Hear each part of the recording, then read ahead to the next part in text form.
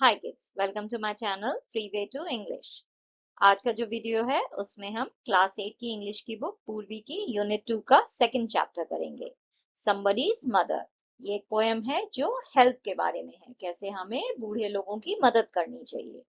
और chapter start करने से पहले हमें कुछ क्वेश्चंस दिए हैं, चलिए वो सॉल्व कर लेते हैं। Recall a time you help someone, ऐसा कोई टाइम याद करना है जब आपने किसी की मदद की हो। और यहाँ पे मैंने आपको एक इंसिडेंट जो है एग्जाम्पल के लिए दिया है, ये आपको कोई अपनी नोटबुक में नहीं लिखना है। Okay, this is just as an example for you. Write two words describing, आपको इन क्वेश्चंस के आंसर दो वर्ड्स में देने हैं। What were your feelings after you did so, किसी की हेल्प करने के बाद आपको कैसा फील हुआ। तो हैप्पी फील हुआ होगा, राइट, खुशी हुई होगी किसी की मदद की, प्राउड फीलिंग आई होगी, गर्व की फीलिंग आई होगी कि किसी की मैंने मदद की। What might have been the feelings of the person whom you helped, जिसकी आपने मदद की, उसे कैसा फील हुआ होगा। उसे ग्रेटफुल वाली फीलिंग आई होगी, राइट, थैंकफुल वाली, आभार वाली फीलिंग की, किसी ने मेरी मदद की, कितना अच्छा लगा। रिलीव्ड की फीलिंग होगी, किसी की हेल्प कर रहे हो उसका मतलब वो इंसान किसी प्रॉब्लम में होगा, राइट, तो अगर आपने उसकी प्रॉब्लम सॉल्व कर दी तो उसे राहत मिलेगी, रिलीफ मिलेगा, तो उसकी फीलिंग ग्रेटफुल एंड रिलीव्ड होगी। Work in pairs. Read the words given below. Circle the words you would associate with an elderly person and underline the words you would associate with a school student. तो आपको दो लोगों के pair में यहाँ पे ये एक्सरसाइज सॉल्व करनी है। कुछ आपको वर्ड्स दिए हैं, इसमें से जो वर्ड्स आपको लगते हैं किसी बूढ़े इंसान से रिलेटेड हैं, आपको अगर इन वर्ड्स को पढ़ के ऐसा लग रहा है कि किसी एल्डरली इंसान की बात हो रही है तो उन वर्ड्स को आपको सर्कल करना है। और अगर कोई वर्ड पढ़ के आपको ऐसा लग रहा है कि ये जो है किसी स्कूल स्टूडेंट से रिलेटेड है, किसी स्टूडेंट की बात हो रही है, किसी यंग बच्चे की बात हो रही है, तो उस वर्ड को आपको अंडरलाइन करना है। ठीक है, एल्डरली पर्सन के लिए सर्कल करना है और स्कूल स्टूडेंट्स के लिए अंडरलाइन करना है। उसके बाद आपको रीजन भी बताना है कि आपने ऐसा क्यों किया। और यहाँ पे मैंने एल्डरली पर्सन के लिए जो वर्ड्स चुने हैं वो है worried, trembling, bent, grey and slow. ऐसा क्यों है? क्योंकि ट्रेम्बलिंग का मतलब होता है कांपता हुआ, राइट, वरीड का मतलब कोई परेशान हो, बेंट का मतलब थोड़ा सा झुका हुआ, ग्रे का मतलब हुआ जिसके बाल थोड़े से सफेद हैं, एंड स्लो का मतलब जो धीरे धीरे चलता हो। नाउ ये सारी ही चीजें जो है वो किसी एल्डर इंसान में आपको दिखाई देंगी, क्योंकि वो इतने एज्ड है, उनकी इतनी एज हो गई है जिसकी वजह से वो कमजोर हैं, परेशान से दिखेंगे क्योंकि उन्हें चीजें समझ में नहीं आ रही होंगी, थोड़े से झुके हुए होंगे एज की वजह से, बाल भी सफेद होंगे और धीरे भी चलते होंगे। तो इसलिए इन सारे वर्ड्स के लिए जो है, इन सारे वर्ड्स को मैंने एल्डरली पर्सन से एसोसिएट किया है। नाउ स्कूल स्टूडेंट के लिए मैंने कौन से वर्ड्स चुने हैं? Strong, firm, merry, guide, helpful and hastening. ऐसा क्यों है? स्ट्रॉन्ग का मतलब कोई बहुत ही ताकतवर हो, राइट। फर्म का मतलब है कोई इंसान अपनी जगह पे खड़ा हुआ है, ज्यादा हिलडुल नहीं रहा है, किसी बूढ़े इंसान की तरह ट्रेम्बलिंग नहीं है, यानी कांप नहीं रहा है। मैरी यानी खुश है, गाइड कर रहा है लोगों को, राइट। कोई यंग स्कूल स्टूडेंट होगा तो वो लोगों को गाइड कर सकता है, अगर कोई बूढ़ा इंसान है तो हो सकता है वो इतना जो है कंफ्यूज हो कि वो किसी को गाइड नहीं कर पाए। बट आप गाइड वर्ड को जो है वो एल्डरली पर्सन में भी लिख सकते हो, it will not be wrong, क्योंकि जो एल्डरली लोग हैं क्योंकि वो ज्यादा एक्सपीरियंस्ड होते हैं वो हमें गाइड भी कर सकते हैं। बट यहाँ पे मैंने उसे स्कूल स्टूडेंट से लिखा है। Helpful, of course school students होंगे, हमें स्कूल में सिखाया जाता है कि हमें लोगों की मदद करनी है। हेस्टनिंग, जल्दी जल्दी चलेंगे, राइट, स्कूल के बच्चे तेजी तेजी दौड़ते हैं, आपको हर जगह दौड़ते हुए दिखाई देंगे। तो ये सारे रीजंस की वजह से जो है मैंने इन वर्ड्स को जो है स्कूल स्टूडेंट से रिलेट किया है। Read the lines. The woman was old and ragged and grey and bent with the chill of the winter's day. वो जो महिला थी, वो जो वुमन थी, वो बूढ़ी थी, रैगेड थी, यानी उनके जो कपड़े थे वो पुराने से थे, फटे हुए से थे, यूज्ड से दिखाई दे रहे थे।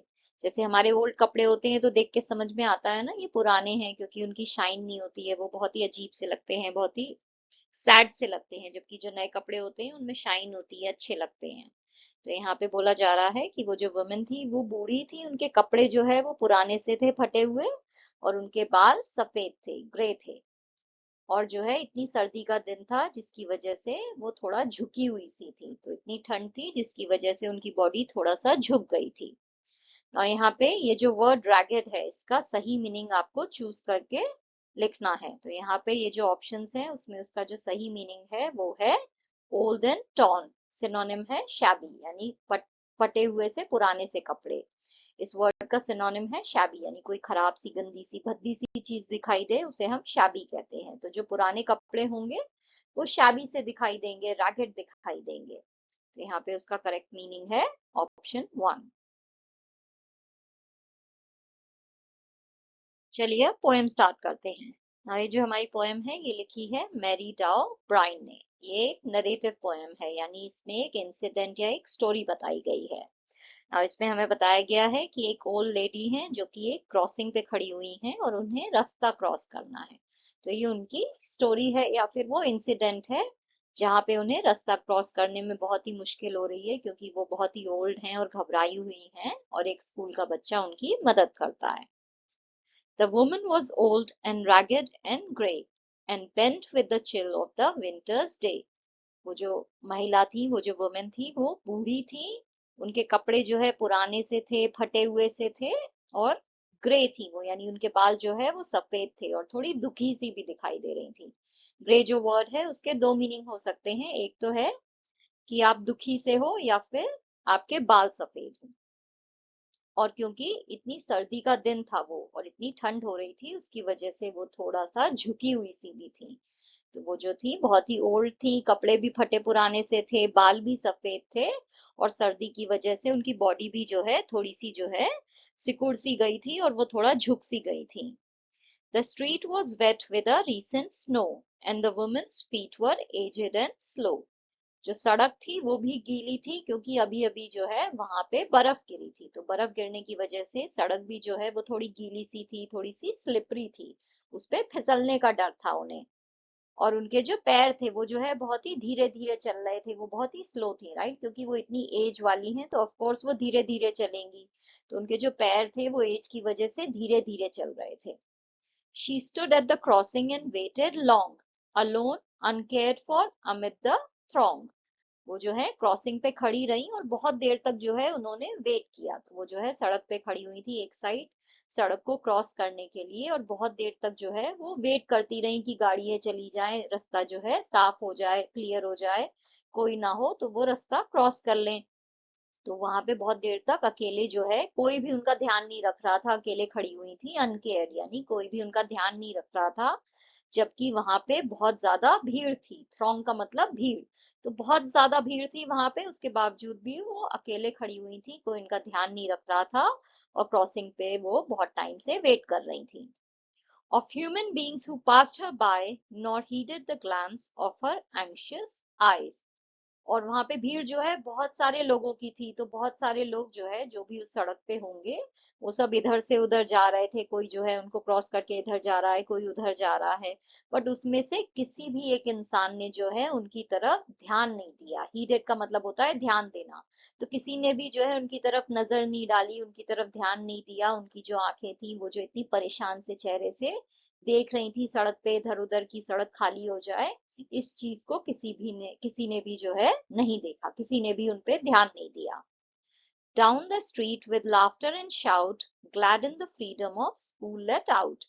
और जो है उसी सड़क पे जो है, सड़क के एंड पे, डाउन द स्ट्रीट यानी सड़क के एंड पे जो है, हंसते हुए और चिल्लाते हुए जो है बहुत सारे बच्चे जो है वो आ रहे थे रास्ते में, उस रास्ते में। और सब जो है बहुत खुश थे, क्योंकि सब आजाद हो गए थे, राइट, फ्रीडम, यानी अभी स्कूल उनका जो है खत्म हो गया है, तो सब स्कूल से जो है छुट्टी हो गई है, तो बाहर निकल रहे थे, और सब इस बात से खुश थे कि अब वो स्कूल से बाहर आ गए हैं। तो इस खुशी में जो है सारे बच्चे हंसते हुए चिल्लाते हुए सड़क के एंड से आ रहे थे। Came the boys like a flock of sheep, hailing the snow piled white and deep। तो वहां सड़क के एंड से जो है स्कूल से सारे बच्चे जो है निकल के भेड़ बकरी के झुंड की तरह जो है सड़क पे आ गए। और जब सबने देखा कि वहां पे अभी अभी बर्फ गिरी है, तो बर्फ को देख के वो सब बहुत ही खुश हो गए, तो उसे वेलकम किया उन्होंने। हेलिंग का मतलब है वेलकम करना, स्वागत करना। तो उन्होंने जो है वो जो स्नो थी सड़क पे जो गिरी हुई थी, जो सफेद थी और बहुत ही डीप थी, यानी बहुत ज्यादा वहां पे बर्फ गिरी होगी, तो अच्छी खासी जो है वहां पे बर्फ थी, तो उसे देख के जो है सबने उसका स्वागत किया, सारे बच्चों ने। Past the woman so old and grey hastened the children on their way। और सारे बच्चे जो है उस women को पीछे छोड़ के, उस ओल्ड लेडी के आसपास से आगे, उसे पीछे छोड़ के उसके आसपास से आगे निकलते हुए जो है वो सब जल्दी जल्दी जो है अपने रास्ते पे आगे बढ़ गए। Nor offered a helping hand to her, so meek, so timid, afraid to stir। किसी ने भी जो है, इतने सारे जो लड़के स्कूल से निकले, किसी ने भी जो है उसको मदद करने के लिए ऑफर नहीं किया। किसी ने भी नहीं कहा कि ओल्ड लेडी हम आपकी मदद कर देते हैं। और ये जो ओल्ड लेडी थी ये बहुत ही मीक थी, यानी बहुत ही जो है अफ्रेड सी थी, घबराई हुई सी थी। आप जो बोलोगे वो कर देंगे, उस टाइप के जो लोग होते हैं उन्हें हम मीक कहते हैं। तो ऐसे जो है बहुत ही मीक सी थी, बहुत ही घबराई हुई सी, बहुत ही अफ्रेड सी, बहुत ही टिमिड यानी बहुत ही शर्माई हुई सी। और जरा सा भी हिलने में उन्हें डर लग रहा था। अफ्रेड टू स्टर का मतलब है जरा सा भी हिलने में उन्हें डर लग रहा था।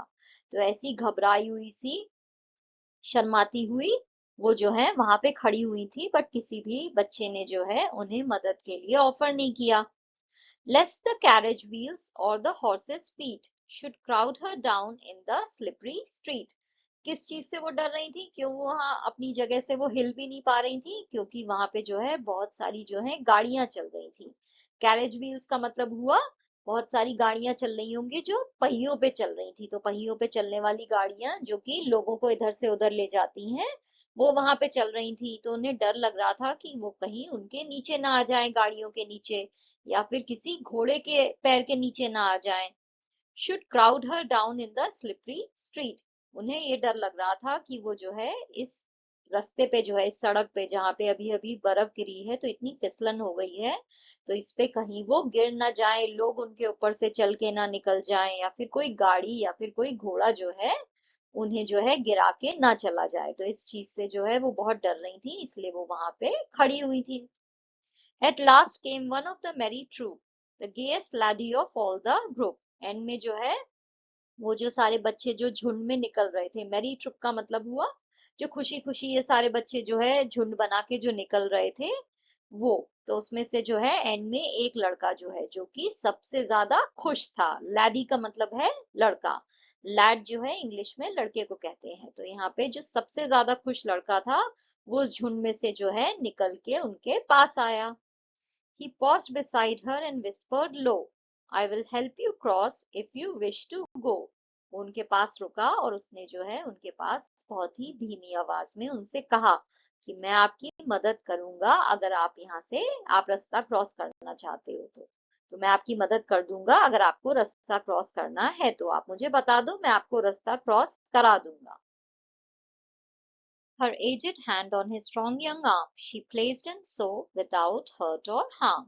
वो जो ओल्ड लेडी थी उन्होंने उस लड़के के हाथ पे जो है अपना हाथ रखा, उन्होंने उसका हाथ पकड़ा। उनका जो हाथ था वो बहुत ही एजेड था, राइट, उसमें झुर्रियां पड़ी हुई थी क्योंकि वो ओल्ड लेडी थी। और वो जो लड़का था उसका हाथ जो है स्ट्रांग था, यंग था, क्योंकि वो बच्चा था, राइट। तो लड़का है तो उसका हाथ स्ट्रांग होगा, यंग होगा। तो उन्होंने जो है उसके हाथ को पकड़ा और इतने धीरे से जो है उन्होंने अपना हाथ उसके हाथ पे रखा कि उसे चोट ना लगे, कोई नुकसान ना हो। ऐसा नहीं हो कि वो कस के पकड़ ले तो उसे चोट लग जाए। तो इस चीज का ध्यान रखते हुए उन्होंने बहुत ही धीरे से उस लड़के का हाथ पकड़ा। He guided the trembling feet along, proud that his own were firm and strong। फिर वो लड़का जो है उनका हाथ पकड़ के उन्हें रोड क्रॉस कराने लगा। और वो जो ओल्ड लेडी थी उनके पैर जो है वो कांप रहे थे, क्योंकि एक तो वो घबराई हुई थी और दूसरे वो बहुत ही ओल्ड थी। और ये जो लड़का था इसे बहुत ही प्राउड फीलिंग आ रही थी कि उसके खुद के पैर जो हैं वो बहुत ही फर्म है, स्ट्रांग है। वो बिना हिले डुले जो है इनको रोड क्रॉस करा रहा है, जरा सा भी उसे डर नहीं लग रहा है, बहुत ही स्ट्रांगली वो ये काम कर रहा है। तो ये सोच के उसे बहुत ही प्राउड फीलिंग आ रही थी। Then back again to his friends he went, his young heart happy and well content। फिर उसके बाद जो है उन्हें रोड क्रॉस करा के वो वापस अपने दोस्तों के पास चला गया। और उसका जो दिल था, उसका जो यंग हार्ट था वो बहुत ही खुश था और बहुत ही कंटेंट था, बहुत ही संतुष्ट था। उसे इस बात की बहुत ही खुशी हो रही थी, बहुत ही कंटेंट वाली फीलिंग थी, संतुष्टि वाली फीलिंग थी कि मैंने किसी की हेल्प की है। She is somebody's mother, boys, you know, for all she's aged and poor and slow। फिर उसने जो है अपने दोस्तों से कहा कि दोस्तों देखो, ये किसी की माँ है और ये जो है इतनी बूढ़ी है, इतनी गरीब सी लग रही हैं क्योंकि इनके कपड़े भी फटे हुए हैं और इतने धीरे से चल रही हैं। तो ये जो है ये किसी की माँ है, हमें इनकी मदद करनी चाहिए क्योंकि जैसे हमारी माँ है वैसे ही ये किसी और लड़के की माँ है। And I hope some fellow will lend a hand to help my mother, you understand. If ever she's poor and old and grey, when her own dear boy is far away. तो मैंने जो है इनकी मदद की है और मुझे ऐसा लगता है, मैं उम्मीद करता हूँ, ऐसी होप करता हूँ कि कल को अगर मेरी माँ को जरूरत हुई, कल को वो गरीब हुई, बूढ़ी हुई और उनके भी बाल सफेद हुए और मैं जो हूँ अगर उनसे बहुत दूर हुआ, तो कोई और इंसान जो है सामने आके मेरी माँ की मदद करेगा, उनकी तरफ जो है मदद का हाथ बढ़ाएगा। लेंड अ हैंड का मतलब हुआ मदद का हाथ बढ़ाना। तो मैं ऐसी उम्मीद करता हूँ जैसे आज मैंने इनकी मदद की है, ऐसे ही कल को कोई मेरी माँ की मदद करेगा। जब वो बूढ़ी हो जाएंगी, गरीब हो सकती हैं, उनके भी बाल सफेद हो सकते हैं और मैं जो हूँ उनसे बहुत दूर हो सकता हूँ। तो अगर खुदा न खास्ता कभी ऐसा हुआ तो भगवान करे मेरी माँ की भी कोई मदद कर दे। And somebody's mother bowed low her head in her home that night, and the prayer she said. और फिर जो है ये जो किसी की माँ थी जिसकी इस लड़के ने मदद की, ये जो बूढ़ी औरत थी, इन्होंने जो है रात में अपने घर में जो है अपना सर झुका के जो है भगवान के सामने प्रेयर की। क्या प्रेयर की इन्होंने? इन्होंने भगवान को कहा, was God be kind to the noble boy who's somebody's son and pride and joy।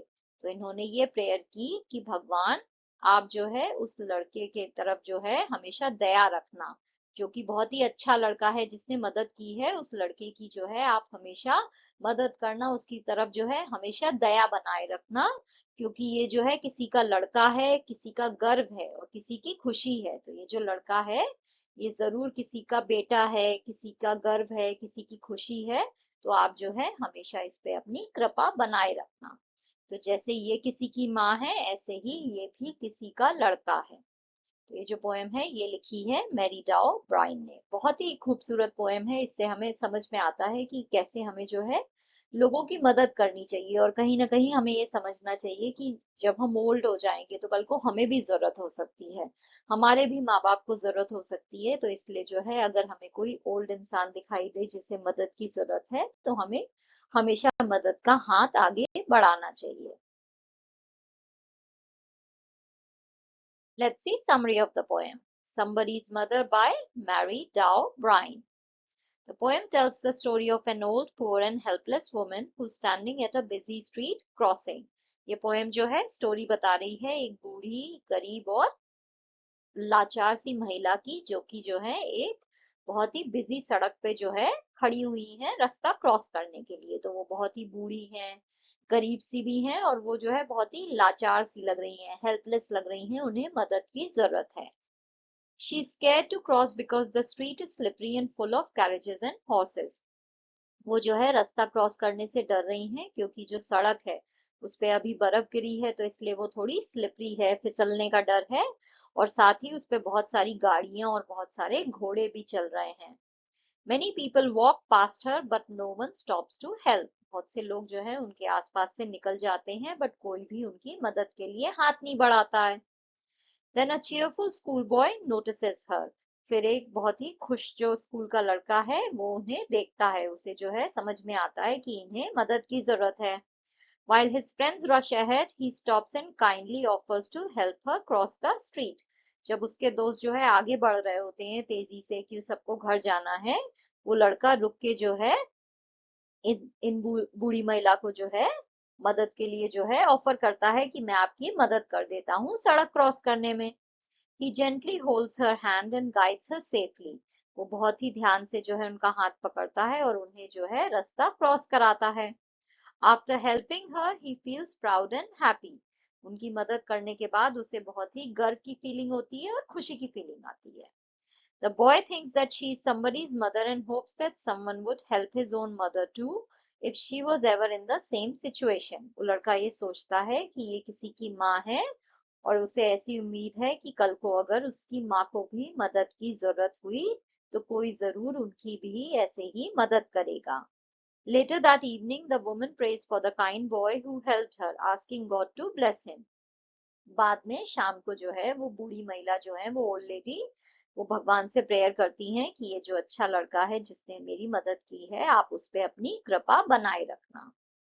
Message क्या है? The poem teaches us to show kindness and empathy to others, especially the elderly. Poem हमें ये सिखाती है कि हमें हमेशा जो है हर किसी की तरफ दया का भाव रखना है, दया दिखानी है और हर किसी की प्रॉब्लम को समझना है। और खासकर जो बूढ़े लोग हैं तो सबकी प्रॉब्लम को समझो, सबकी मदद के लिए जो है अपना हाथ आगे बढ़ाओ। Small good deeds matter and come back to us in beautiful ways. छोटे छोटे जो हम अच्छे काम करते हैं इनकी भी वैल्यू है, ऐसा नहीं है कुछ बड़ा ही करना है, छोटे छोटे भी जो आप अच्छे काम कर रहे हो वो भी जरूरी है और कहीं ना कहीं लाइफ में जो है ये चीज आपको वापस जो है मिलेगी। आपने किसी का अच्छा किया तो कोई आपका अच्छा करेगा। Let's see the poetic devices used in the poem. Rhyme scheme जो है इस पोएम की AABB है, यानी first and second line, third and fourth line ये आपस में राइम कर रही हैं। The woman was old and ragged and grey and bent with the chill of the winter's day. तो यहाँ पे देखिए ग्रे एंड डे, तो ये राइम कर रही हैं इसलिए राइम स्कीम AABB। इमेजरी का यूज हुआ है, डिस्क्रिप्टिव वर्ड्स यूज हुए हैं ताकि आपको जो है जो भी सीन डिस्क्राइब हो रहा है उसकी इमेज आपके दिमाग में क्रिएट की जा सके। जैसे कि the street was wet with recent snow. आपको जब मैं ये लाइन बोल रही हूँ तो समझ में आ रहा है ना कि जो सड़क है वो गीली होगी, उस पे बर्फ गिरी हुई होगी। तो ये इमेज आपके दिमाग में क्रिएट हो रही है क्योंकि यहाँ पे इसे डिस्क्रिप्टिव वर्ड्स में डिस्क्राइब किया गया है। सिमिली का यूज हुआ है, यानी यहाँ पे कंपैरिजन हुआ है दो चीजों का, लाइक या एज जैसे वर्ड्स का यूज करके। जैसे कि came the boys like a flock of sheep, वो सारे लड़के जो है स्कूल से ऐसे निकल के आए जैसे भेड़ बकरियों का झुंड हो। अलिट्रेशन यहाँ पे है क्योंकि यहाँ पे रिपीटिशन हुआ है। यहाँ पे देखिए nor offered a helping hand to her, यहाँ पे जो एच का साउंड है ये रिपीट हुआ है। रिपीटिशन है, somebody's मदर, ये जो फ्रेज है ये बार बार पोएम में रिपीट हुआ है इमोशनल इंपॉर्टेंस दिखाने के लिए, इस चीज की इंपॉर्टेंस दिखाने के लिए कि ये किसी की माँ है। कॉन्ट्रास्ट है इस पोएम में, देखिए यहाँ पे ओल्ड और यंग इन दोनों के बीच में क्या कॉन्ट्रास्ट है, क्या डिफरेंस है ये दिखाया गया है। ओल्ड वुमेन के जो पैर हैं वो कांपते हुए से हैं जबकि लड़के के पैर जो हैं वो स्ट्रॉन्ग हैं। तो यहाँ पे कॉन्ट्रास्ट भी यूज हुआ है।